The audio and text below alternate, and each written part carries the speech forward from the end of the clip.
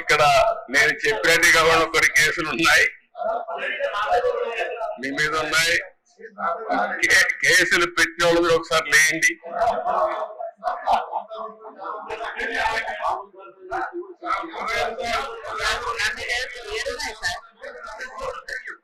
చూసారా దేశ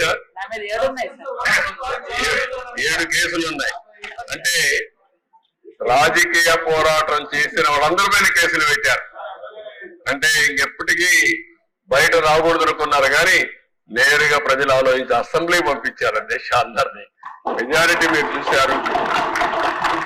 ఆనాటి పాలనలో మనందరూ బాధితులే అసెంబ్లీ నుండి అందరూ. Thank you.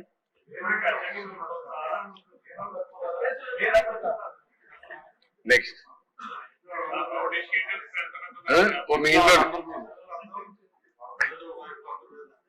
నారాయణ గారు చెప్పినట్టు ఇది నేను చెప్పింది వాళ్ళ పేర్లే ఎక్కువ టైం అవుతుంది చెప్పలేకపోయాను కానీ ఇంట్లో ఉంటే మన పెళ్ళిళ్ళు పిలిచేవాళ్ళం కుటుంబ సమేతంగా. ఇప్పుడు కుటుంబ పరివారం అందరి పైన కేసులు పెట్టారు. అందరి మీద అభివృద్ధి కాకుండా అందరి పైన కేసులు. అంటే ఏ విధంగా హెరాస్ చేశారు. ఈ రాష్ట్రంలో ఎవ్వరు వ్యాపారాలు చేయడానికి వీలు లేదు, ఎవరు బయట రావడానికి వీలు లేదు, ఎవరు మాట్లాడడానికి వీలు లేదు.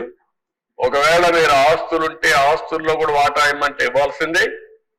ఇలాంటి భయంకరమైన పరిస్థితులు. నారాయణ గారు అయితే కూతుర్లు పెట్టారు, వాళ్ళ మిస్సెస్ పేరు పెట్టారు, అందరినీ వదిలిపెట్టలేదు. లేని వాళ్ళు చాలా మంది తక్కువ ఉన్నారు. ఇక్కడ 20 కేసులు ఉన్నాయి. అల్లుణ్ణి, కూతుర్ని, భార్యని అందరినీ సిబిసిఐడి తీసుకొచ్చి ఎక్కడికక్కడ ఎంక్వైరీ మీద ఎంక్వైరీ ఎన్ని చేయాలని చేసే పరిస్థితికి వచ్చారు. ఇప్పుడే ఒక చంద్రమోహన్ రెడ్డి గారు చెప్తున్నారు, కేసులు లేని వాళ్ళు పుణ్యాత్ములు, వాళ్ళకు బోనస్ అది ఎవరున్నారు పైకి లేవు ఒకసారి చూపించడానికి. కేసులు లేని వాళ్ళు అదృష్టవంతులు వాళ్ళు. చూసారా దేశ కేసులు లేని వాళ్ళు వీళ్ళు మాత్రం